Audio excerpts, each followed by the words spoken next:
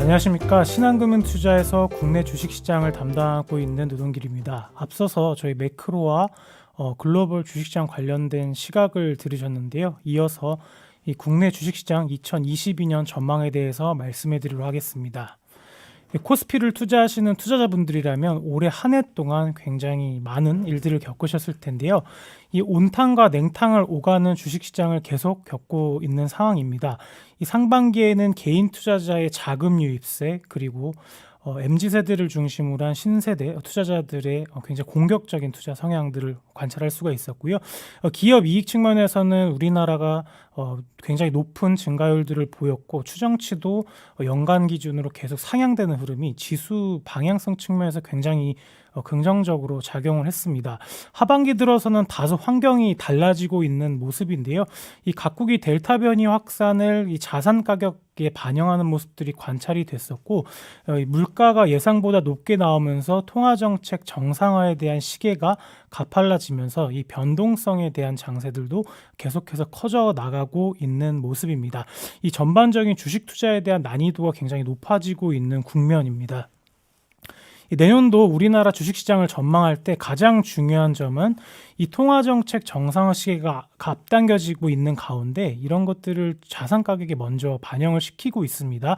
이 또한 인플레이션과 공급망 차질을 이 우리나라 기업 애널리스트들이 이익 추정치에 얼마만큼을 하향시켜 줄 수 있을지가 가장 중요한 관건이 될 것 같습니다. 이 또한 글로벌 캐펙스 사이클과 이 재고 재축적 사이클에서 한국 주식시장이 신흥국 내에서 과연 차별화가 될 수 있을지 여부도 굉장히 중요한 변수가 될 것 같습니다. 발표 순서를 말씀드리겠습니다. 우선 코스피가 지난 10년간을 되돌아보면서 체질 변화에 과연 어떠한 모습들을 보여줬는지 말씀을 드리겠고요. 그리고 인플레이션과 투자 조합되는 환경 가장 중요한 두 가지 키워드라고 볼 수가 있는데 이 두 가지 환경에서 한국 주식시장이 어떠한 모습을 보일 수 있는지에 대해서 말씀드리겠습니다. 올해 한 해 동안에는 외국인 투자자들의 순매도가 워낙 규모도 컸고 속도 자체도 굉장히 가팔랐었는데요. 이 외국인 투자자가 한국 주식시장을 연말까지는 안 좋게 볼 것 같지만 이런 시각 자체가 내년도에 과연 달라질 수 있을까를 점검해보고 투자 전략에 대해서 말씀해 드리도록 하겠습니다.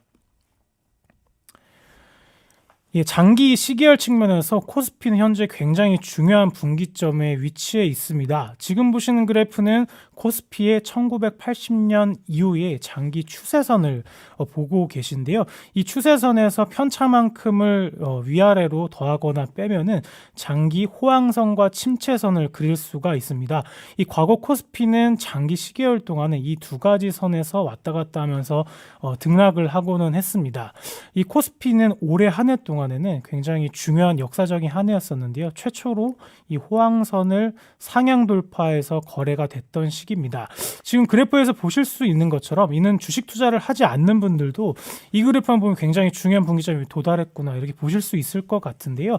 이 과거에 코스피가 호황선을 닿은 이후에 추가로 상승하지 못했을 경우에는 장기간 등락하거나 횡보하는 모습들을 보였다라는 점입니다.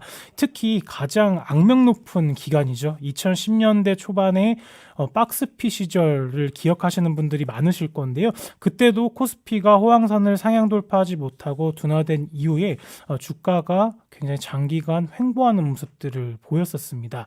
실제로 이 박스피에 대한 투자자들의 우려가 조금 커지고 있는 국면입니다. 실제로 코스피의 12개월 선행 PER 같은 경우는 현재 10배 초반 수준까지 하락을 하게 되면서 예전에 보여줬던 박스피 시절의 상단 수준까지 현재 떨어져 있는 상황입니다. 지금 왼쪽에서 보실 수 있는 그래프는 코스피의 12개월 선행 PR입니다. 2010년 이후에 평균선 수준까지 하락해 있는 상황인데요. 올해 같은 경우는 모든 투자자들의 이 염원이었을 것입니다. 코스피의 리레이팅, 코스피가 PR을 이 글로벌 주식시장 대비해서 저평가를 좀 완화시켜주는 그림들을 많이 기대를 했었는데 올해 그런 그림들이 나타난 이후에 하반기 때 다시 빠지다 보니까 실망감은 조금 더 크게 다가오는 것 같습니다.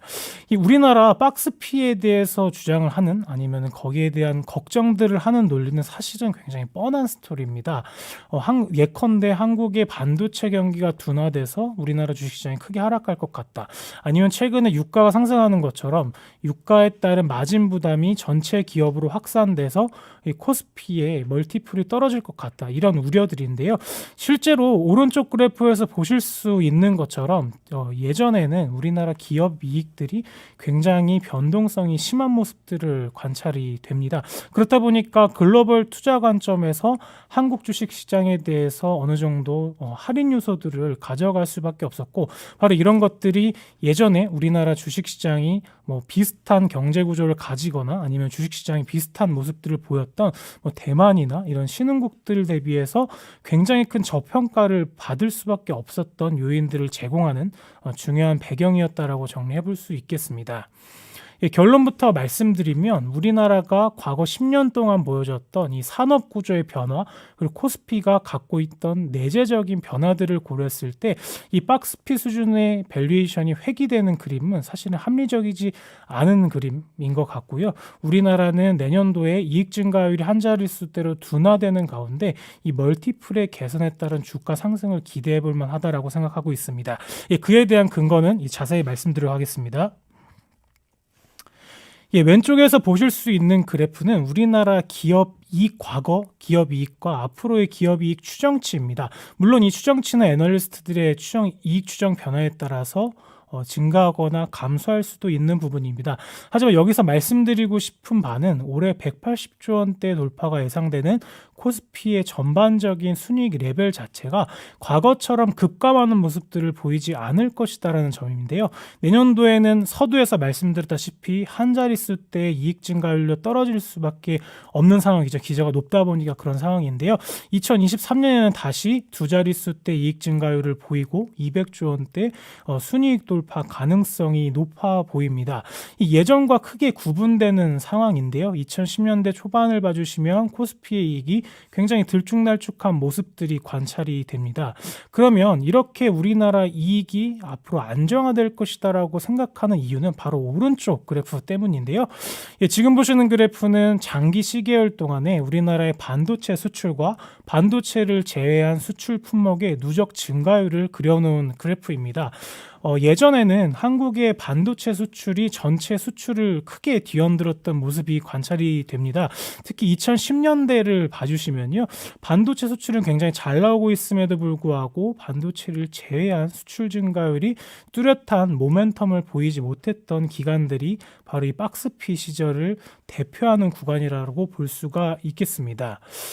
여전히 반도체에 대한 산업 중요성 여전히 높고 이 우리나라 주식시장에 참여하는 우리나라 주식시장에서 갖고 있는 비중도 굉장히 큰 상황인데요. 지금은 조금 다른 모습들이 관찰이 되는 게요. 이 그래프의 오른쪽 측면을 자세히 지켜봐 주시면 우리나라 수출 증가율에서 반도체를 뺀 이외의 품목들을 본다 하더라도 굉장히 고른 그리고 견조한 수출 증가율을 보이고 있다는 점이 굉장히 고무적입니다. 이렇게 되고 있는 가장 큰 이유는 우리나라의 신성장 품목들이 굉장히 수출 증가율 높게 유지되고 있고, 특히 최근에 주요 주도주로 떠오르고 있는 2차 전지나 바이오 헬스나 이런 업종과 품목의 수출 증가율이 굉장히 안정적으로 잘 나오고 있다는 점입니다. 이를 종합적으로 결론을 내보면 한국의 수출 품목이 굉장히 다변화됐고 신성장 품목이 굉장히 빠른 증가세를 보이고 있고 이런 비중들이 높아지고 있기 때문에 과거와는 조금 다른 이 수출의 안정성을 마련해주고 있다는 점이 예전 박스피 시절과 크게 다른 부분일 것입니다. 그렇다 보니까 우리나라의 이 구성도 굉장히 많이 달라지고 있는 상황인데요. 이 왼쪽 그래프는 코스피의 업종 이익 집중도를 나타내는 그래프입니다. 이 그래프가 높아지는 상황은 일부 업종과 기업의 기댄 바가 크다라는 점인데요. 2013년에 스마트폰 사이클 그리고 2016년과 17년에 나타났던 반도체 사이클 때 일부 기업과 업종의 코스피 이익이 집중되는 모습들이 관찰이 됐습니다. 이런 상황에서는 사실 코스피에 높은 밸류에이션을 주기가 어렵습니다. 굉장히 이익에 대한 변동성이 크기 때문에 우리나라 시장을 안정적으로 볼 수가 없는 상황이었는데요. 이는 크게 달라지고 있습니다. 여전히 반도체 기업들의 이익이 굉장히 높은 큰 상황에도 불구하고 이익 집중도가 올해와 내년도에는 하락할 것으로 관찰이 예전보다는 하락할 것으로 관찰이 되고 있는 상황인데요. 이는 지속적으로 저평가를 받을 수밖에 없었던 코스피가 10년 전과 비해서 굉장히 탈바꿈했던 중요한 변수들이 아닐까 싶습니다. 또한 우리나라를 장기간 좀 괴롭혔던 이 주주환원도 많이 개선이 됐죠. 오른쪽 그래프에서 확인하실 수 있는 것처럼 우리나라의 배당금이라든지 자사주 매입 규모 자체는 10년 전과 비교했을 때 굉장히 크게 눈부시게 발전을 한 상황입니다. 우리나라 배당 성향도 내년도에 30%대 돌파가 예상이 되는 상황인데요. 이런 것들이 우리나라 주식시장이 장기간 저평가 요인을 받았던 것을 다소 완화시켜주는 요소가 아닐까 싶습니다. 그렇다 보니까 업종이 구성 변화에 따라서 자연스러운 멀티플 상향이 가능해지는 그림을 기대해 볼 수 있는데요. 그래프 왼쪽에서 보시는 것은 우리나라가 세계 글로벌 주식시장 대비해서 저평가받거나 고평가받고 있는 섹터들을 이 막대 그래프로 표시해낸 도식입니다. 이 그래프의 왼쪽 측면을 봐주시면 IT 섹터 그리고 경기 소비재 섹터들, 대표적으로 반도체와 자동차를 들 수가 있겠는데요. 이렇게 우리나라의 이익 비중이 그동안 컸던 이 업종들이 상대적으로 이 글로벌 주식시장 대비해서 저평가를 받다 보니까 코스피가 구조적으로 디레이팅 될 수밖에 없던 상황이었습니다. 이 그래프의 오른쪽 측면이 세계 주식시장 대비해서 할증을 받고 있는 섹터라고 볼 수가 있겠는데요. 대표적으로 네이버, 카카오가 포함된 커뮤니케이션 섹터들, 그리고 헬스케어 같은 섹터들을 꼽아볼 수가 있겠습니다. 우호적인 부분은 그래프 오른쪽에서 확인하실 수 있는 것처럼 이런 헬스케어와 커뮤니케이션 섹터 기업들의 비중이 빠르게 상승하고 있다는 점을 들 수가 있겠는데요. 올해뿐만 아니라 내년도에도 헬스케어와 이 커뮤니케이션의 영업이익 비중 자체가 빠르게 올라오는 그림이다 보니까 중장기 관점에서 코스피의 멀티플을 다소 높여줄 수 있을 만한 요소가 아닐까 싶습니다. 내년도에는 약달러 환경이 상반기에 전개될 가능성이 높다라고 저희는 판단을 하고 있습니다. 이 약달러가 전개되는 환경에서는 코스피의 가격도 이 글로벌 주식시장 대비해서 더 빨리 높아지는 모습들을 관찰할 수가 있는데요. 왼쪽 그래프에서 확인하실 수 있는 것처럼 이 달러화 지수가 낮아지는 약달러 환경에서는 코스피의 상대 PR이 높아지는 모습들을 장기간 관찰할 수가 있었습니다. 그렇다 보니까 내년도에는 연말까지 안 좋은 시장이 펼쳐질 수 있지만 내년도에는 약달러 환경 전개되는 국면에서 한국 주식시장이 바닥에서 올라온 속도가 다른 시장보다 조금 더 빠를 수 있겠다라고 기대해 볼 만한 요인도 제공한다라고 볼 수 있겠습니다. 이 또한 아까 말씀드렸던 것처럼 이 배당 성향이 중기 시기의 관점에서는 굉장히 중요한 이 멀티플의 상승 요소로 다가올 수가 있는 상황인데 오른쪽 그림에서 확인하실 수 있는 것처럼 지금은 애널리스트 추정치가 이익이 먼저 올라오고 배당은 보수적으로 올라오는 특성 때문에 배당 성향이 20%대로 하락해 있는 상황이지만 내년도에는 시간을 두고 점차 개선돼서 우리나라 기업 이익 대비해서 이 배당금 비율이 30%까지 올라오는 최초의 해가 될 수 있겠고 그런 것들이 장기간 우리나라 주식시장의 저평가 요인이었던 모습들을 일부 완화시켜주는 요소가 될 수 있을 것으로 판단을 하고 있습니다. 지금까지 말씀드렸던 내용을 잠깐 정리를 해보면요. 코스피의 박스피 회귀 가능성은 사실은 그렇게 합리적인 움직임은 아니기 때문에 아마 시간을 두고 점차 가격에 대한 저평가를 완화시키는 모습들을 나올 수 있을 것으로 보고 있고요. 우리나라가 지난 10년간 보여줬던 이 산업과 이 주식시장 구조 변화에 대해서 조금 더 관찰을 해본다면 박스피로의 회귀 가능성을 거부하는 가장 큰 요인이다라고 말씀을 드릴 수가 있겠습니다. 내년도 국내 주식시장 전망을 할 때 있어서 가장 중요한 키워드를 두 가지 꼽자면 앞에서 들으셨던 것처럼 인플레이션과 투자 사이클을 꼽을 수가 있을 것입니다. 바로 인플레이션과 투자 사이클 조합에서 한국 주식시장이 신흥국 내에서 엣지 있게 올라갈 수 있을지 여부가 굉장히 중요한 사항인데요. 그런 측면에 대해서 한국 주식시장이 어떻게 모습을 보일지에 대해서 전망해 드리도록 하겠습니다. 예, 장표 왼쪽에서 보시는 그래프는 미국의 기대 인플레이션과 이 투자 사이클의 조합을 도식화해 놓은 그래프입니다. 보시는 것처럼 코스피와 굉장히 비슷한 모습들을 보여준다는 것을 확인을 하실 수가 있을 것 같은데요. 이를 다시 한번 풀어서 말씀드리면 이 인플레이션과 투자 조합이 코스피와 굉장히 동조화됐다. 이 상황에서는 한국 주식시장이 과거에 상대적으로 소외되는 모습들을 보이지 않았다라는 점을 말씀을 드리고 싶습니다. 특히 여기서 말씀드리는 인플레이션 상황은 소비를 잡아먹을 정도의 굉장히 높은 수준의 인플레이션을 말씀을 드리는 것이 아닙니다. 인플레이션이 지금처럼 굉장히 높은 수준이 유지가 된다면 결국에 소비 증가를 잡아먹을 수밖에 없고 중간재를 생산하고 이 소비에 대한 이 제품을 만드는 한국 시장 입장에서는 그렇게 좋은 모습을 보이지는 못할 텐데요. 이 소비 측면에서 이것을 가장 잘 뒷받침해 줄 수 있는 레벨 자체가 2에서 2.5%대 구간입니다.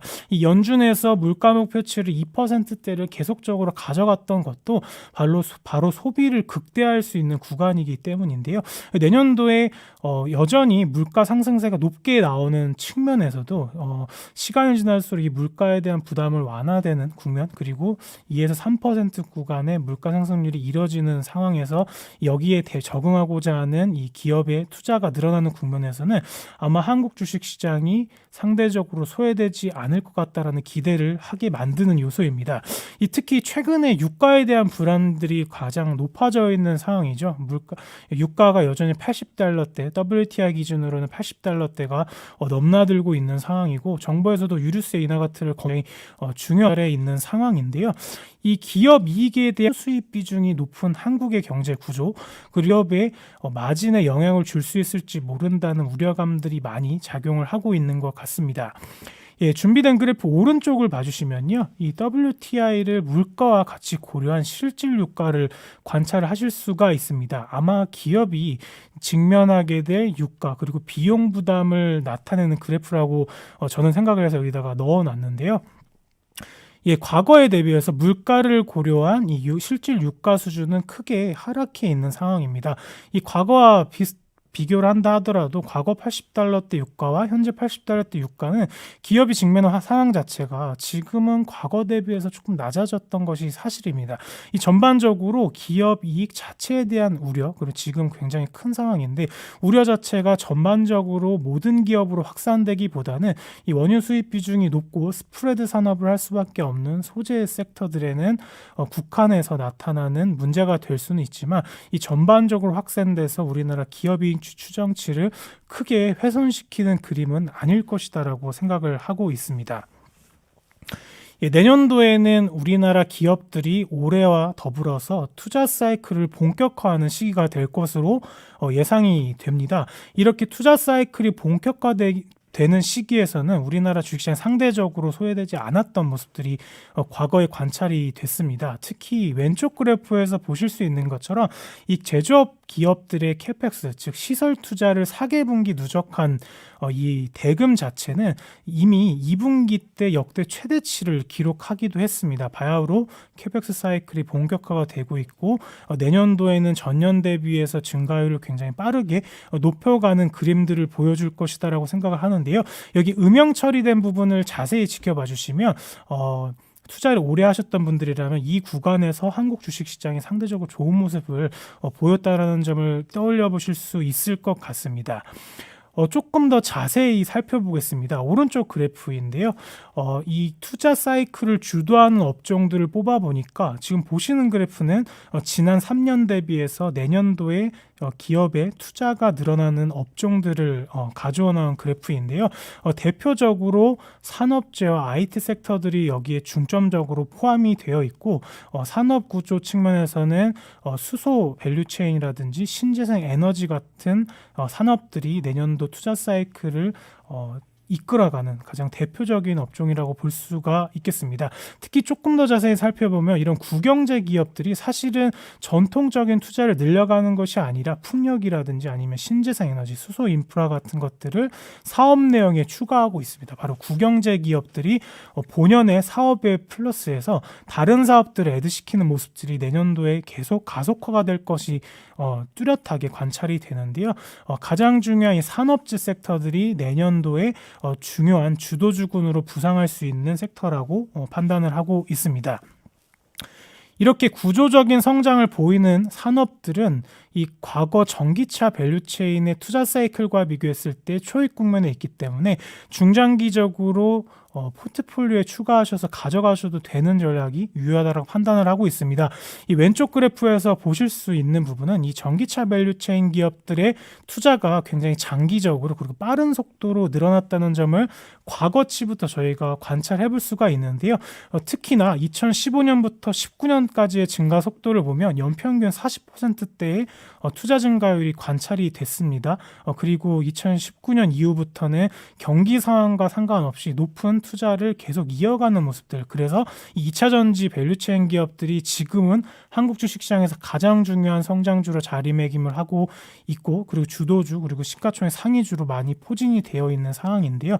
이런 것들을 지금 신재생 밸류체인과 수소 밸류체인과 비교를 해보면 이제 막 초입 국면에 있는 상황이고 투자 시기가 계속 빨라지는 그리고 성장률도 높아지는 국면이기 때문에 당분간 2, 3년 동안의 중기 시계 동안에는 굉장히 높은 투자 증가율을 보일 수밖에 없는 구조적 성장주라고 판단을 하고 있습니다.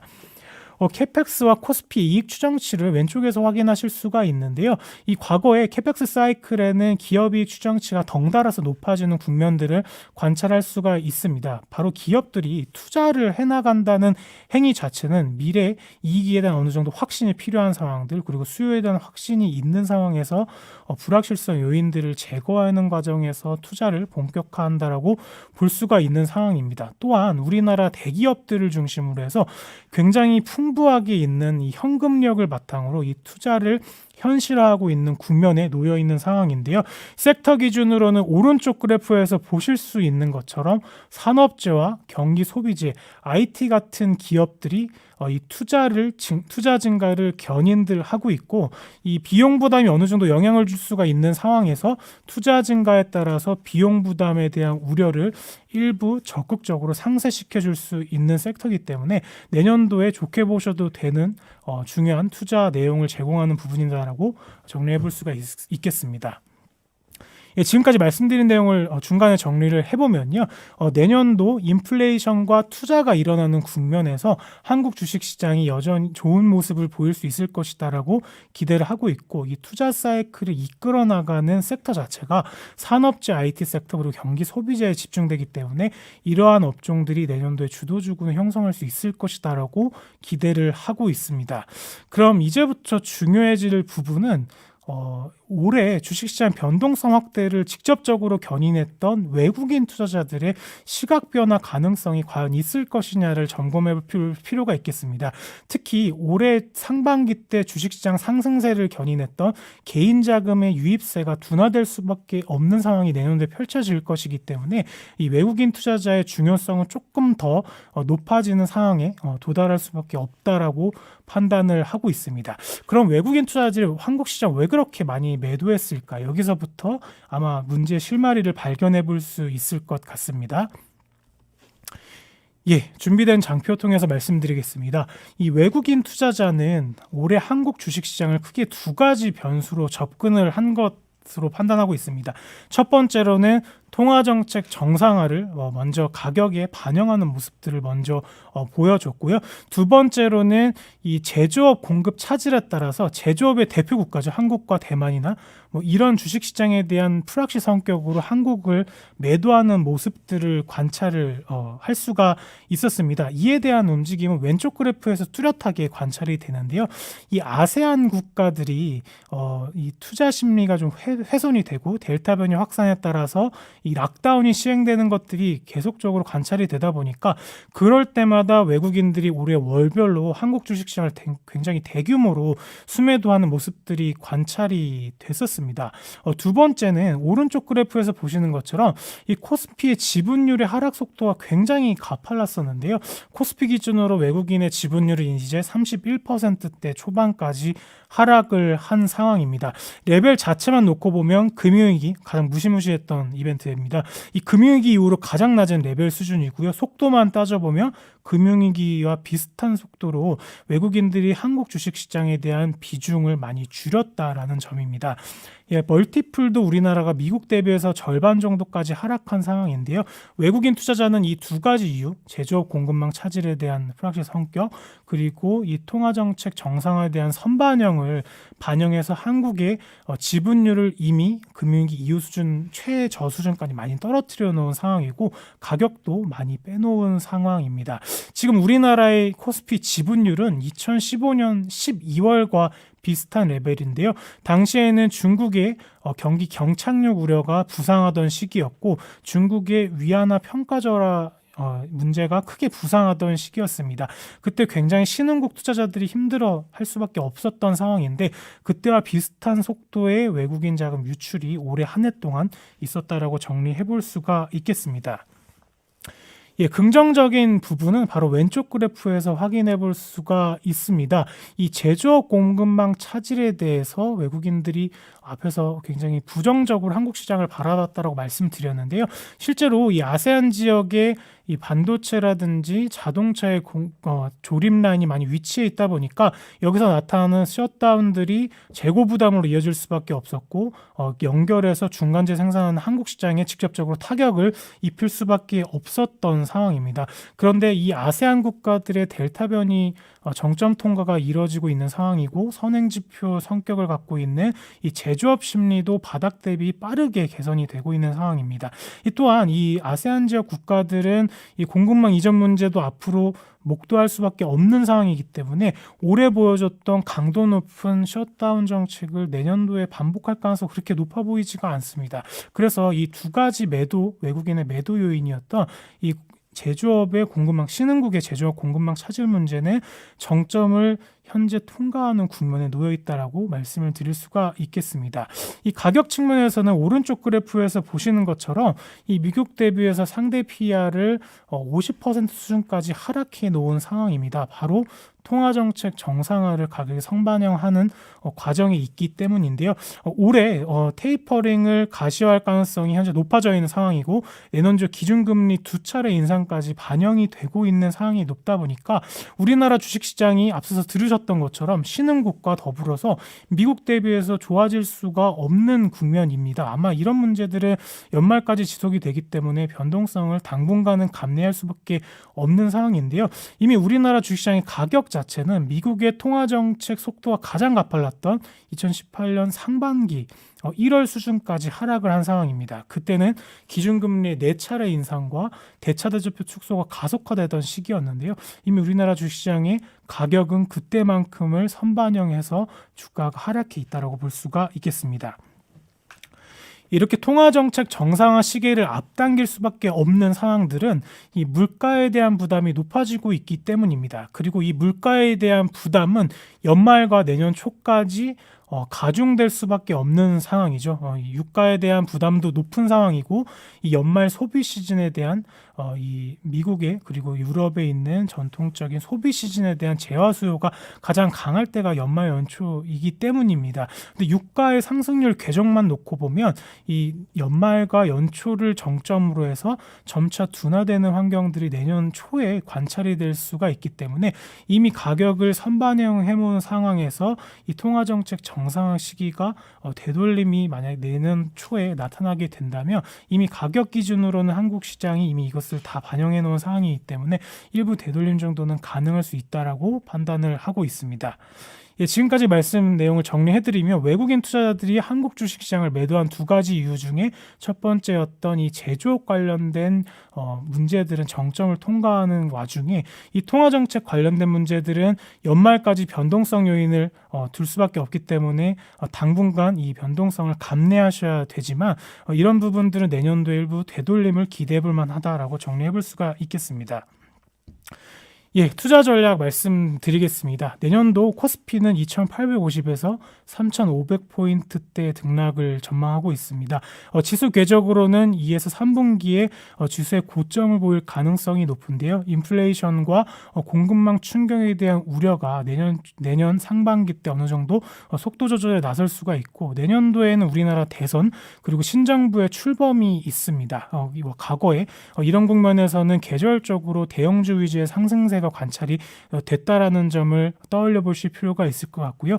하반기, 3분기, 4분기 넘어가는 시점부터는 다시 통화정책에 대한 우려감이 부상할 수가 있겠고, 이 정책 관련된 이벤트들도 미국에서 불확실성 요인으로 다가올 수가 있기 때문에 다소 변동성이 전개되는 상황이 연출될 수 있다고 판단하고 있습니다. 내년도에 우리나라 이익 증가율이 한 자릿수대로 둔화되는 상황이기 때문에 멀티플 상승이 어느 정도 가격 상승에 기대해 볼 만한 상황이다라고 말씀을 계속적으로 드리고 있는 상황인데요.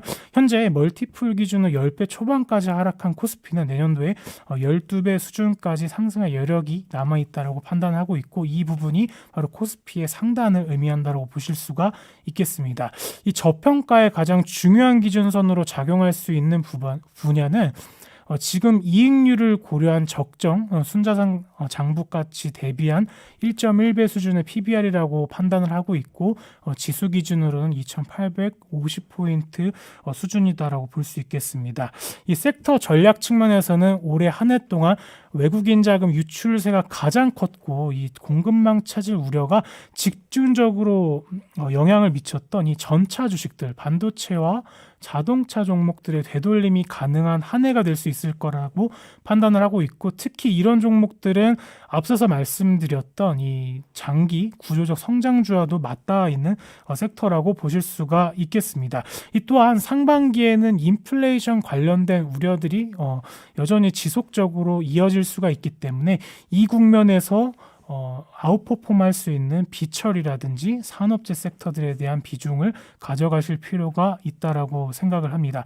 그리고 구조적인 성장주라고 볼 수 있는 수소 밸류체인과 신재생 에너지 분야에 대해서도 오른쪽에서 보실 수 있는 것처럼 이 반도체 기업과 더불어서 굉장히 빠른 속도의 이익 증가세를 보이는 대표적인 성장 업종들이기 때문에 우호적인 시각을 가져가셔도 된다라고 판단하고 있습니다. 스타일 측면에서는 앞서서 들으셨던 것처럼 지난 2년 동안에는 가치주와 성장주의 아웃퍼폼 정도가 굉장히 가팔랐던 시기였습니다. 하지만 이런 국면 그리고 이런 아웃퍼폼 정도 자체는 앞으로 둔화될 것으로 저희는 전망하고 있고, 이 내년도에 가장 중요한 것은 현금 흐름, 그리고 현금 흐름을 기반으로 한 기업의 투자 활동이 굉장히 중요해지는 상황이기 때문에 이익이 굉장히 고르게 나타나고 대차대조표가 안정적으로 나타날 수 있는 우리나라 시가총액 상위 대형주 퀄리티 주식들이 조금 더 나은 스타일 전략을 제공할 수 있을 것으로 판단을 하고 있습니다. 투자 아이디어 측면에서는 과거에 주도주가 출연했던 사례들을 조금 더 자세히 살펴볼 필요가 있을 것 같은데요. 인류가 직면한 문제들을 해결하는 과정에서 주도주들이 출연하곤 했습니다. 지금 가장 문제가 되고 있는 분야들은 내년도에도 여전히 문제들을 이어갈 가능성이 높은데요. 크게 현재 주식시장과 이 사회에 문제가 되고 있는 것들을 꼽아보면 아무래도 공급망 차질이나 인플레이션이라든지 아니면 이 에너지 수급 불균형 등을 꼽아볼 수가 있을 것 같습니다. 이 공급망 차질 문제 같은 경우는 이 공급망이 이전되는 분야에서 수혜를 입을 수 있는 업종들에 관심을 가져보실 필요가 있는데요. 대표적으로는 이 플랜트라든지 기계 관련된 업종들, 산업들이 될 수 있겠고, 이 과정에서 소재나 부품, 장비 기업들이 이익을 담당할 수 있을 것입니다. 인플레이션 문제를 해결하는 과정에서 인플레이션을 디펜시브할 수 있는 전략들이 굉장히 중요해지는 상황인데, 기업들이 생산성을 여전히 제고시켜주는 노력을 펼칠 것으로 전망을 되는 상황입니다. 상황인데요. 이 생산성 증가 노력에 따라서 여기서 솔루션을 제공해 줄 수 있는 기반의 기업들이 우호적으로 다가올 수 있을 것 같고, 올해 한 해도 이런 기업들의 성과가 굉장히 좋았었는데, 특히 로봇이라든지 이 자동화 설비 관련된 기업들, 그리고 이 시스템 통합 관련된 이 데이터를 기반으로 한 시스템 통합 관련된 기반 기업들도 중요한 역할을 담당할 것으로 보고 있습니다. 에너지 수급 불균형 관련해서는 유럽과 이 선진국들을 중심으로 수소 밸류 체인에 대한 투자가 본격화되고 있는 상황인데, 우리나라 기업들이 수소 관련돼서 높은 기술력들을 갖고 있다는 것을 고려했을 때 이 수소 밸류 체인 기업들, 그리고 이 전력망을 안정적으로 유지시켜 줄 수 있는 ESS와 송배전 관련된 기업들도 중요한 투자 아이디어로 자리매김할 수 있습니다. 예, 결론 부분입니다. 내년도에 미드 레이트 사이클로 진입하는 가운데 이 경제 회복세 추세 자체가 둔화되는 흐름은 아닐 것이다라고 생각됩니다. 이 중앙은행이 통화 정책을 정상화하는 국면, 그리고 가계의 소비가 다소 둔화되는 국면이 우려 요인으로 다가올 수는 있지만, 계속 설명드렸던 것처럼 이 정부와 기업의 투자가 증가하는 부분이 내년도에서 성장세를 이끌어갈 수 있는 가장 중요한 변수가 될 것으로 보입니다. 이런 상황이 전개되는 국면에서 한국 주식시장은 상대적으로 소외되지 않을 가능성이 있는 상황이고요. 이익 증가가 다소 둔화되는 국면이 내년도에 펼쳐질 수가 있지만 2023년까지 기업이익이 증가 자체를 유지하는 국면은 여전히 지속될 것으로 보고 있고, 이 국면에서 멀티플의 할인 요인이 할증으로 바뀌는, 그래서 멀티플이 높아져서 지수 상승을 견인하는 흐름들을 저희가 기대를 하고 있습니다. 이 IT와 이 자동차 관련돼서는 저희가 긍정적인 시각을 갖고 있고, 시가총액 상위 대형주들이 내년도에 안정적인 모습을 보일 수 있을 것이다라고 기대를 하고 있는 상황이고요. 인플레이션 관련된 업종들, 그리고 구조적으로 성장할 수 있는 수소 밸류체인 기업들과 신재생 에너지 위주로 투자하시는 전략이 바람직해 보입니다. 2022년 그림을 그리시는 데 도움이 되셨으면 합니다. 이상 발표 마치겠습니다. 경청해 주셔서 감사합니다.